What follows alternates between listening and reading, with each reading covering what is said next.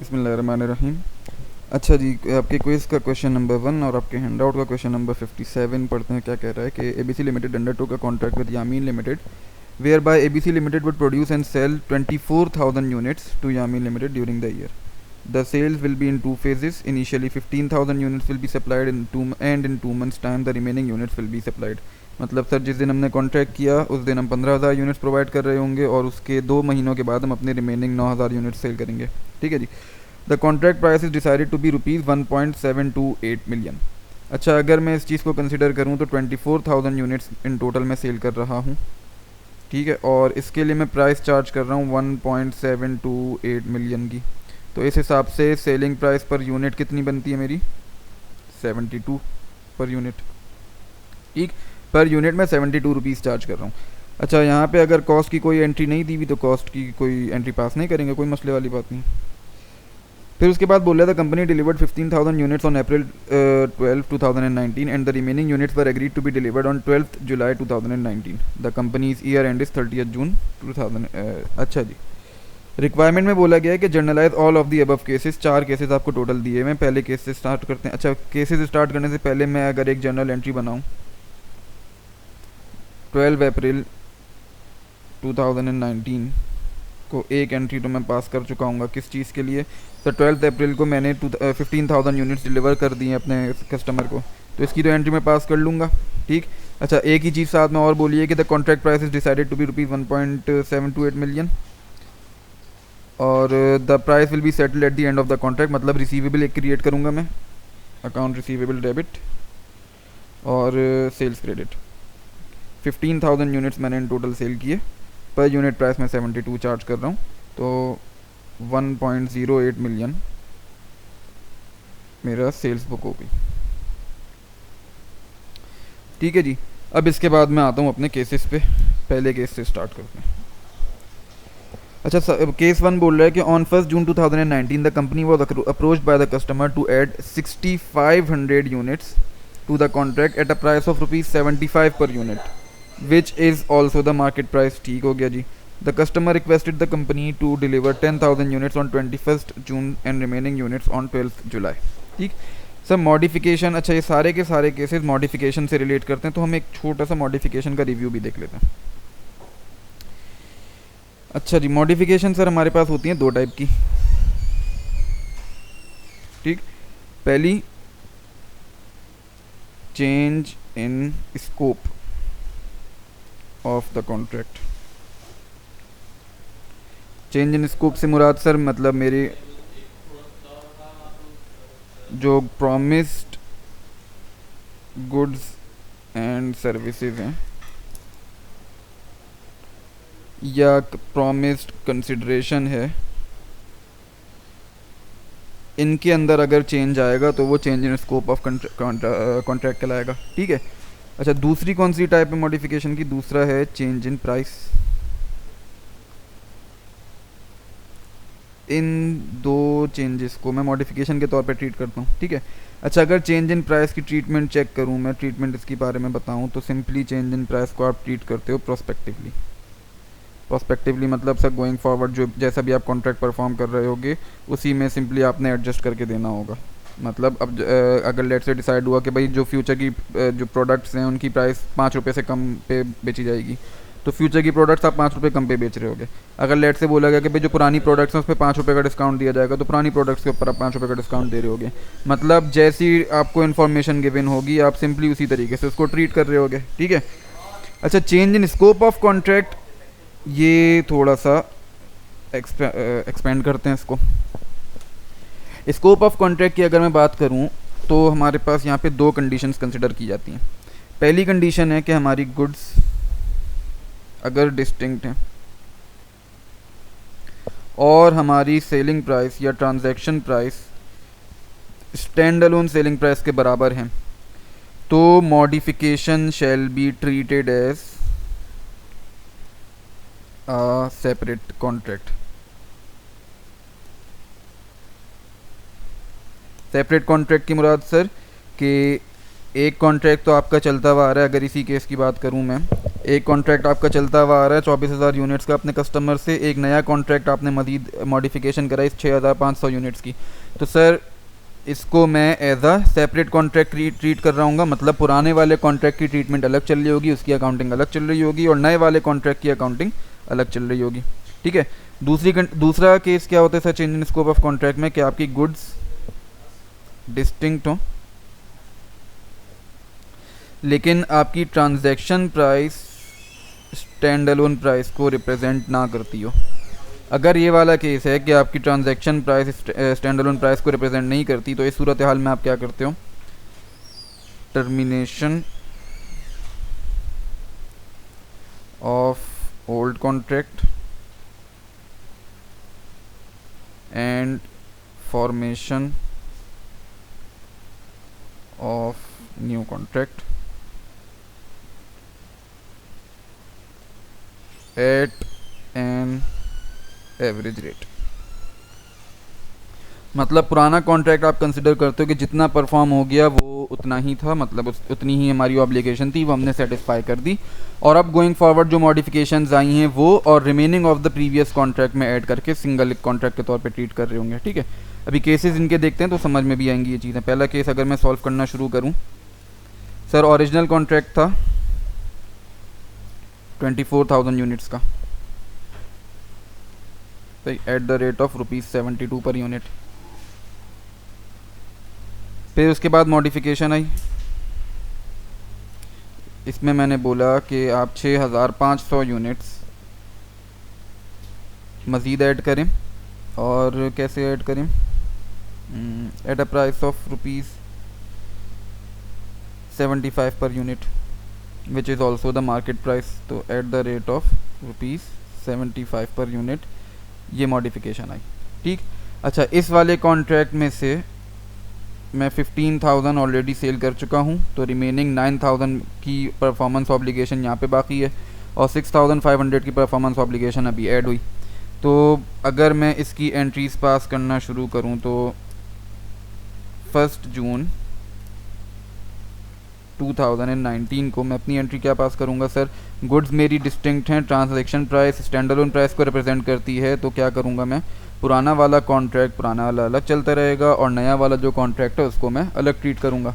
मतलब 1 जून 2019 को मुझे 10,000 प्रोडक्ट्स उसको प्रोवाइड करने, 10,000 यूनिट्स ऑन 21 जून को मैं एंट्री पास करूँगा रिसीवेबल डेबिट। सही। और सेल्स में 2 हिस्सों में बुक करूँगा, एक सेल्स ओल्ड कॉन्ट्रैक्ट की और एक सेल्स न्यू कॉन्ट्रैक्ट की। सर ओल्ड कॉन्ट्रैक्ट के हिसाब से 9,000 गुड्स मैं प्रोवाइड कर रहा हूँगा at the rate of ₹72 per unit, और न्यू कॉन्ट्रैक्ट के हिसाब से 1,000 यूनिट में प्रोवाइड करूँगा eight the rate of 75 per unit. Sir in total मुझे 10,000 प्रोडक्ट्स प्रोवाइड करनी थी, और मेरे पास पुराने कॉन्ट्रैक्ट में पुरानी ऑब्लिगेशन के हिसाब से सिर्फ और सिर्फ 9,000 बाकी हैं, तो वो पहले उसको सेटिस्फाई करूँगा, उसके बाद जो नया कॉन्ट्रैक्ट मैंने किया है उसकी अकाउंटिंग स्टार्ट करूँगा। ठीक हो गया जी। तो इस हिसाब से मेरी अकाउंटिंग फिगर्स जो आती हैं ओल्ड कॉन्ट्रैक्ट की आती है 648,000, और 75,000 से मेरा न्यू कॉन्ट्रैक्ट की सेल्स रिकॉर्ड होती हैं। ठीक। इनका अगर मैं टोटल करूं तो 723,000 से ये मेरा रिसीवेबल बुक होगा। सही। तो this is accounting for case number 1। Case 2 के पास चलते हैं। अच्छा, केस 2 की फिर से बात करूं तो ओरिजिनल कॉन्ट्रैक्ट अगेन 24,000 यूनिट्स का था eight the rate of ₹72 per unit. ठीक। इसमें से मैं 15,000 यूनिट्स सेल कर चुका हूँ। ठीक। फिर उसके बाद मॉडिफिकेशन आई। मॉडिफिकेशन के हिसाब से क्या बोल रहा है कि on 1 June 2019 the company was approach by the customer to add 6,500 units. ठीक है जी, to the contract price at a price of ₹64.85 per unit. The standalone price of the product is ₹75 per unit. Sir इसमें क्या समझ में आ रहा है? अच्छा, हमने 10,000 यूनिट्स उनको सप्लाई कर दिए।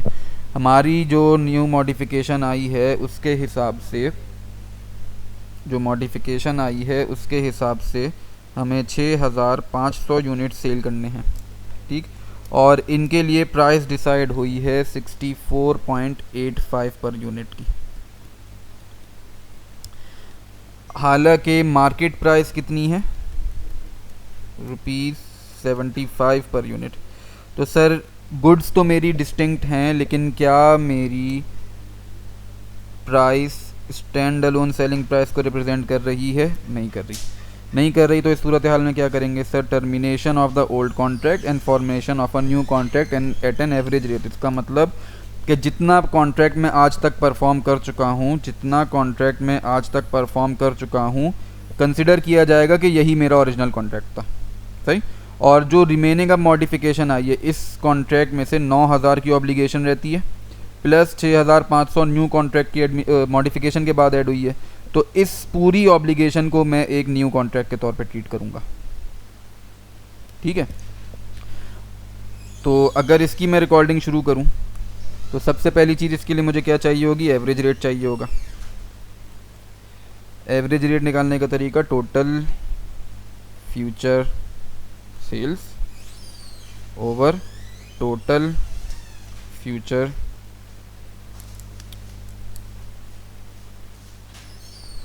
यूनिट्स, सही। टोटल सेल्स मुझे कितनी करनी है सर? 9,000 यूनिट्स है एट द रेट ऑफ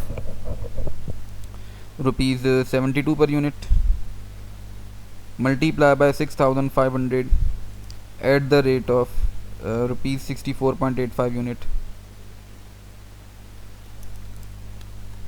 ये मेरी टोटल सेल्स होनी है, डिवाइडेड बाय टोटल यूनिट्स और 9,000 यूनिट्स पुराने वाली ऑब्लिगेशन के और 6,500 यूनिट्स नई वाली ऑब्लिगेशन के। तो इस हिसाब से मेरी जो एवरेज रेट बनता है वो ₹69 पर यूनिट बन के आता है। मतलब अब जब मैं रेवेन्यू अपना रिकॉर्ड करूँगा ऑन 21 जून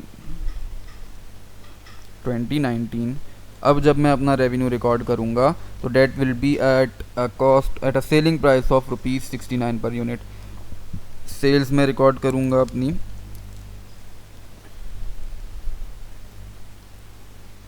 टोटल मैं 10,000 यूनिट्स प्रोवाइड कर रहा हूँ, multiplied by at a rate of 69 per unit, तो 690,000 से मैं अपनी सेल्स रिकॉर्ड कर रहा हूँ। ठीक है जी। अब आते हैं केस 3 के ऊपर।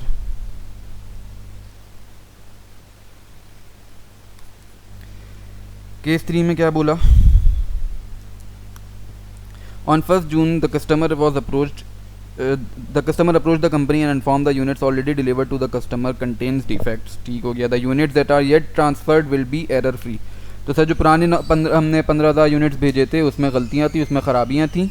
जो अब गोइंग फॉरवर्ड जो हम 9,000 यूनिट्स प्रोवाइड करेंगे वो हमारे एरर फ्री होंगे। ठीक हो गया। The customer requested to reduce the price of future 9,000 units by ₹5 per unit. ठीक है जी। कस्टमर ने क्या बोला कि अब जो आप अपने नए हमें 5 पर यूनिट प्रोवाइड कर रहे होंगे, 9,000 यूनिट जो हमें सेल करेंगे, उनकी प्राइस आप ₹5 कम पे बेचेंगे, सही, to get compensation for the old units sold. अच्छा जी, इसको किस तरीके से ट्रीट करें देखते हैं। The customer also requested the company to deliver 5,000 units from the left over lot on 21 June and the remaining units on 12 July. अच्छा जी सर, ज़रा अगर मैं ध्यान से देखूं, मैंने इस केस में, केस नंबर 3 में सिर्फ और सिर्फ प्राइस का चेंज आया। अगर मैं मॉडिफिकेशन के चार्ट पे चलूं, सिर्फ और सिर्फ प्राइस में चेंज आया। There is no change in the scope of contract. Sir scope of contract वैसे का वैसे ही है कि जो आपने 24,000 गुड्स प्रॉमिस किए थे वही 24,000 गुड्स आप दे रहे हो, बस उनकी प्राइस आप चेंज कर रहे हो। तो प्राइस को चेंज को आप कैसे अकोमोडेट करोगे सर? जैसी इन्फॉर्मेशन गिवन है आप वैसे ही अकोमोडेट करोगे। मतलब अभी देखते हैं। सर कस्टमर आपसे बोल रहा है कि 5 पर यूनिट आप हमें डिस्काउंट देंगे अगले 9,000 यूनिट्स पे टू गेट अ कंपनसेशन। तो बेसिकली ये हमसे एक डिस्काउंट मांग रहा है, एक रिबेट मांग रहा है, सही। रिबेट को अकाउंट फॉर कैसे करते हैं, इमीडिएटली अपने रेवेन्यू में से लेस कर देते हैं। मतलब क्या करूँगा सर मैं, देखिए मुझे 9000 यूनिट्स पे पर यूनिट ₹5 का मुझे डिस्काउंट देना है, तो इसके हिसाब से ये मेरे बनते हैं 45,000 रुपीज़। 45,000 रुपीज़ का इन टोटल मेरा रिबेट है, सही। तो इस रिबेट को मैं इमीडिएटली यानी 1 जून 2019 जिस दिन मुझे पता चला कि आई एम लायबल टू पे दिस रिबेट, उसी दिन मैंने अपनी सेल्स को 45,000 से रिड्यूस कर दिया और जवाब में अपने अकाउंट रिसीवेबल को भी रिड्यूस कर दिया 45,000 से, ठीक। ऑन 21 जून 2019 मुझे 5,000 यूनिट्स इसको सेल करने हैं, तो अकाउंट रिसीवेबल बुक करना होगा और साथ ही साथ सेल्स बुक करूँगा। अच्छा कितने से बुक करूँगा सर, 5,000 यूनिट्स हैं मेरे पास, पर यूनिट प्राइस 72 ही चार्ज कर रहा हूँ। अच्छा जहन में ख्याल आया कि सर 72 पर यूनिट क्यों चार्ज कर रहा हूँ मैं। सर 45,000 रुपीज़ जो उसने हमसे मांगे थे एज अ रिबेट, वो हम ऑलरेडी अपने पास बुक कर चुके हैं। जिस दिन हमें पता चला that we are liable to pay a rebate of 45,000 rupees, हमने उसी दिन उसको अपने पास रिकॉर्ड कर लिया, ठीक। अब उसी दिन हमने अपनी सेल उससे कम कर दी। तो अब गोइंग फॉरवर्ड जब मैं अपने रेवेन्यू को ऑलरेडी कम करके दिखा चुका हूँ, तो गोइंग फॉरवर्ड ओरिजिनल प्राइस को ही रिकॉर्ड कर रहा हूँ मैं। तो 5,000 इंटू 72 360,000 से ये रिकॉर्ड हो जाएगा, ठीक हो गया जी। अच्छा केस 4 अगर मैं ज़रा देखूँ, on 1 January 2019 the company was asked by the customer to add 6,900 units in the contract. Sir already हमारे पास अभी 9,000 यूनिट्स मौजूद है जो हमें प्रोवाइड करना है, 6,900 हम मज़ीद प्रोवाइड कर रहे हैं। 9,000 जो थे ये हम दे रहे हैं eight the rate of ₹72 per unit, ठीक है। The price was decided to be ₹65 per unit. Sir market price हमारी 72 चल रही है, या अगर केस 1 के हिसाब से देखूँ तो 75 चल रही है, और करंट यूनिट जो हम 65 पे बेच रहे हैं, तो मतलब हमारी प्राइस स्टैंड अलोन प्राइस के बराबर नहीं है, ऐसा है। The company further reduced the price by ₹4 per unit of the new 6,900 units in order to compensate for the faulty unit sold earlier. Sir पहली चीज़ तो हमने उनको 65 पर यूनिट का चार्ज किया अगले न्यू यूनिट्स के लिए, और जो पुराने यूनिट्स हमने सेल किए थे कितने 15,000 यूनिट्स, उसके ऊपर हमने डिस्काउंट दिया on the new additional unit ₹4 per unit का। तो अगर मैं अपने मॉडिफिकेशन के चार्ट के पास चलूँ तो इस सवाल में इन दोनों को, इस केस में इन दोनों को एक साथ ट्रीट करना है। मतलब सबसे पहले मैं क्या करूँगा, अगर केस 3 वाली चीज़ आपके जहन में हो अभी, तो सबसे पहले जो 6,900 पे ₹4 पर यूनिट का जो मैं डिस्काउंट दे रहा हूँ इसको रिवर्स करूँगा, इससे अपनी सेल्स रिवर्स करूँगा, और जो एडिशनल यूनिट हैं वो एडिशनल यूनिट आके बैठ रहे हैं इस वाले केस में, तो एडिशनल यूनिट्स को इसके हिसाब से मैं रिकॉर्ड करूँगा। अकाउंटिंग अगर मैं इसकी देखूँ केस 4 की,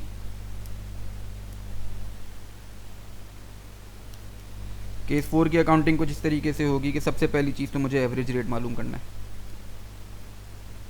एवरेज रेट कैसे निकलेगा सर, जो मुझे यूनिट सोल्ड करने हैं वो 9,000 करने हैं और 6,900 करने हैं। 9,000 मेरे 72 पर यूनिट के हिसाब से थे, और 6,900 जो हैं वो 65 पर यूनिट्स के हिसाब से होंगे। इन दोनों को सम करूँगा तो टोटल सेल्स मिल जाएंगी मुझे, divided by total units to be sold हैं 9,000 प्लस 6,900। अगर मैं फिगर निकालता हूँ तो मेरे पास आती है 69 per unit rounded off, 68.9 something figure बनती है, राउंडेड ऑफ 69 बन जाती है, ठीक। तो एडिशनल कॉन्ट्रैक्ट जो है वो तो मैं इस 69 के ऊपर चार्ज कर रहा हूँ। जो मज़ीद मुझे ₹4 पर यूनिट का जो डिस्काउंट देना है ऑन द न्यू 6,900, ये मेरा रिबेट आएगा और मेरा डिस्काउंट आएगा, जो कि बनता है 27,600। इस फिगर से मैं पहले अपना रेवेन्यू रिवर्स करूँगा जो मैंने डिस्काउंट प्रोवाइड किया, और एडिशनल मुझे 8,000 यूनिट्स मज़ीद प्रोवाइड करने। The customer also requested to deliver 8,000 units from the left over lot.